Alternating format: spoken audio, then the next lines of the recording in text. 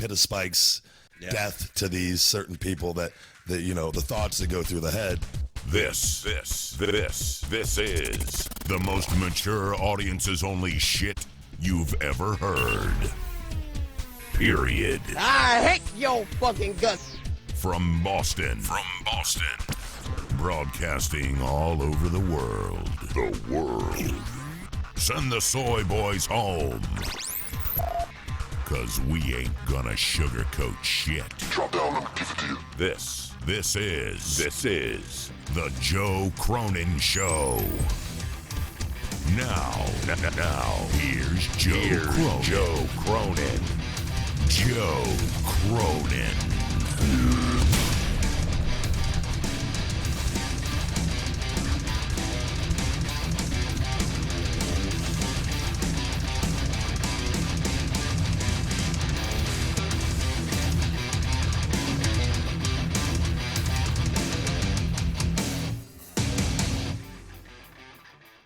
Yo, what's going on, you bunch of butt pirates? How's everybody doing? We're talking about Trevor Bauer today. It's baseball, and we got more, man. We got so much more, but Trevor Bauer's one way, right? Let's just cut the music. Trevor Bauer told everybody about spin rate in baseball. He told everybody about how they're cheating. Everybody knew something was up, man. We've been seeing these videos. People aren't friggin' stupid, right? We're seeing videos of the baseball sticking to people's chests, the baseball sticking to the glove. The rotation rate of the baseball is different. We've got the super slow motion cameras. They're friggin' cheating. Or they're not really, because it's like an unwritten rule now that you can do that, I guess. So many people making videos about this. So many baseball channels making videos about this, including Baseball Doesn't Exist and so many more. So much great content here where they break down everything they're doing, follow the timelines. I mean, this guy basically wasn't cheating, and his numbers weren't very good, and he was calling everybody out for cheating, and he said he wouldn't do it, but now their numbers continue to rise, and his numbers sank. So Bauer decided, well, you know what? I'm going to do it too. I'll show you right now. Watch this. And his numbers have gone up huge, and he's kicking ass at times. And here's a little clip here of some of this. It's really kind of amazing stuff. Going so long without using any foreign substance, now that he is using it, it's possible that whatever he's using is better than what most players have access to. Not only was Trevor Bauer's sudden spike in spin rate more dramatic than Garrett Cole's in 2018, Bauer's spike was the largest ever recorded. Boom. And that's the guy who said, I'm going to do it, man. So listen, all the baseball pitchers are using pine tar and shit. And this guy says he's got a scientist or a chemist that he's working with on some kind of liquid, and we don't know what it is yet. I don't know if we do now. I'm not sure. It's still kind of bizarre. I'm just seeing so many nasty pitches and pitchers and whatever. You see the brown stuff, the clear stuff, the sticky stuff, the tacky stuff. I don't know, man. Something is up with the baseball pitchers. No doubt about it, though, But in the end, does it really matter, because every single baseball player is a molester. So who cares anyway? They're all a bunch of molesters and pedophiles. So, who cares anyway? So, this could be true or not true, but in the end, there's really a worse problem at hand over there. And, nobody cares about that either. So, just go ahead and keep, pitching and catching with Toby or whatever. I've been thinking a lot about this, but the world loves a good show. The world loves a good show, and I've been thinking that dried jizz could be something. Elmer's glue mixed with poison, rat poison, and like 3 weeks worth of man semen. Like that could be what really helps out these pitchers. I don't know. We can't confirm that.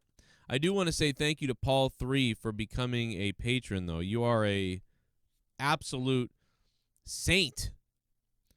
Gerald Briscoe claims WWE is losing fans due to educated crowds. Well, I mean, number one, yeah, people are educated on the sport being what it is. But number two, the sport's also like treating you like you're the dumbest you've ever been. So that's probably part of it. NXT viewership and key demo rating for the TakeOver In Your House Go Home show what was it? Probably better than what AEW's has been since moving to Friday nights, which was a huge, horrible mistake for them. But the viewership is up a little bit, 668,000 for NXT. That's pretty sweet sauce right there. I mean, granted, Keith Lee. The one problem with NXT is that Keith Lee apparently is in the back locker room right now, and he's been taking pictures of people's buttholes, according to some sources. Now, this is allegedly. I don't think any of it's true, but the fact of the matter is somebody in NXT is saying that Keith Lee takes pictures of buttholes. Now, I don't know what that's about. I don't know if it's for some kind of science project or something, but we wish Keith Lee well with that project no matter what it is. I'm sure it will be stunning and brave no matter what it is. WWE stock hits a high. Finally, it's up again. So time to sell your WWE stock because it's up to $65. I bought mine at $9. I sold most of it at $80, and it went up to 90-something, and now it's back up from 30-ish to 40-ish to 50-ish to 60-ish. So happy. That's great news for WWE and all their fans. How beautiful is that? Ladies and gentlemen, I will be live potentially tonight after the hockey game and so much more going on. It's almost unbelievable. Who cares? Thank you, Paul 3, for becoming a patron. MLW CEO issues a statement on Lio Rush's retirement. Lio Rush has decided once again to retire. And to that I say, good riddance, you fucking boring idiot. So Lio Rush, we wish you all the best in your whatever you do next. You'll come back again and then do this again, and I hate you. So Lio Rush, wow, what a career. Let me tell you, he's going to be the next person to go down to Florida and get alcohol poisoning from Moe's Bar. Moe's Bar, not to be confused with the Moe in The Simpsons. This Moe is a half Italian, half Greek man who decides that, you know what, sometimes I like to fill my alcohol bottles with my own piss and serve it to the people that come here to pay for drinks. That way I don't have to rebuy more bottles of alcohol, and the tangy taste of my piss and urine inside the alcohol bottles is pretty fairly covered up, and the alcohol mostly kills all the bacteria and disgustingness. However, Lio Rush was unlucky when he was celebrating his retirement from wrestling, and he got a little overzealous, and he grabbed one of the bottles. And, the owner, as I said, who pisses in these bottles to fill them up an extra 10% each bottle throughout the days and weeks, which does save him over $8,000 a month on alcohol purchases. Lio Rush, unfortunately, the owner must have been peeing and tinkling into this bottle one night, and he must have splashed a little bit around the rim and outside, so that urine just sat there for weeks, fermenting in bacterial disgustingness.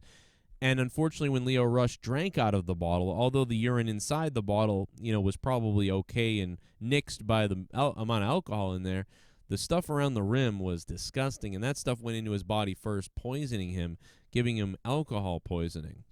Now, Lio Rush, you may not know about this, but I do know what the owner does. So, Lio Rush, please message me or email me. I would love to help you, get these guys in court and make some money. I want 30%. So that means I'm going to Lio Rush. Oh, my God. Lio Rush is kind of he's what people call special needs. So, Leo, let me just tell you this, Leo. What that means is whatever you make in the legality of everything, whatever you make as compensation from this horrible disaster that's happened to you, whatever it is, I get 30% of it. So Leo, once again, if you are awarded, like your medical bills were, you went to the emergency room, your medical bills were $1,500. But so say you are awarded $10,000, Lio Rush. If you're awarded $10,000, Lio Rush, that would mean that I would then get $3,000. Okay? It's just math. $10,000, 30%. That's $3,000. So you're welcome. I did the math for you. Okay? And I know that you missed school, so I did the math for you. You're welcome, Lio Rush, you midget. I hope you're happy. And the only other thing I want to say is Lars Sullivan is on Cameo. If anybody wants to go, check him out. I mean, man, Lars Sullivan's on Cameo. I would pay for it if he read some of his old blogs, but he read them like in an intense character. I think I'd find that interesting, funny, and amazing. So I may do that. I don't know, but I've had a good day, right, Lars? I could do this. I think you should go party with Hulk Hogan, to be honest. I think Lars and Hulk Hogan, like, can you imagine the type of fun that they would have? And everybody's been telling me about this video going around everywhere of this whack job, right? I mean, listen, this is a very interesting video. Goddamn, do I love it. But let's just enjoy it for what it is. Guess what, fuckers? My patience is run out. Pansexuality is not inherently biphobic. They are both valid sexualities. Both of them. And while, yes, I have seen pansexual people use that label for questionable reasons, they pretty quickly get it once you explain things to them. They do. And not only that, but do you know who likes to use specific or micro labels? Neurodivergent people. Sometimes we just have to do whatever we can to feel safe and comfortable. And using a more specific label can be our outlet for that. If you took all that energy you spend calling people biphobic and saying they're performing bi-erasure and just educated them, there would be less biphobia. There would be less bi-erasure. Because you've explained it and people will know the difference. I've fucking had it with you guys. Jesus fuck. I'm so sick and tired of all of you guys thinking that everybody who likes the green grass is the same sort of anthill. It's so ridiculous that you can't just realize that we're all on the same Pegasus cloud. Because if we're all in the same Pegasus cloud, then we should be able to dial up the frequencies of the midget goblins. And that's why, if you just took a second out of your life to realize that, and then speak to everyone else the same way an aardvark speaks to a grizzoogle bear, then you would understand that we're really the same, and we would start to have a dialogue of speech where we can understand each other in the Pegasus world. And that's why you have to become a unicorn too, or no one else is going to understand. So until you graduate, it's so simple. It really is simple to just go ahead and become a Pegasus cloud already. And then we can speak to each other, because you can't speak until you become a Pegasus cloud. Don't you understand that? It's like you're forcing a square peg into a round hole. But the triangular array of everyone's delusional thoughts and appearances is going to be filled with subterfuge and flowing plot points that no one understands. So grow yourself up more so we can all become part of the beauty society. So stop with this BS and learn. Jesus, fuck, learn. So sick of you guys. And everybody's sick of me, so I'm going to get the hell out of here. If you guys like this video, you better hit the like button and stick the thumb up my ass. What do you think about the MLB players and the pitchers? Are they freaking cheating? What are they putting on their hands? What's with this friggin' substance? How weird is this? How bizarre are baseball players at this point? And tonight it's hockey, so I gotta go. And this microphone looks like a cock. But it's okay, because it's Pride Month. Happy Pride Month. Are we gonna say that every day? You know what I'm not proud of? You know what I'm not proud of? Dead babies. I'm not proud of that. Are you proud of dead babies? If you aren't, if you are, that's weird. That's weird. I'm not talking about abortion. I'm talking about, like, you know, thrown in the river babies. They do it still in towns and in weird places. Creepy as hell. This is the Joe Cronin Show. And if you don't like it, go outside and punch your neighbor in the head.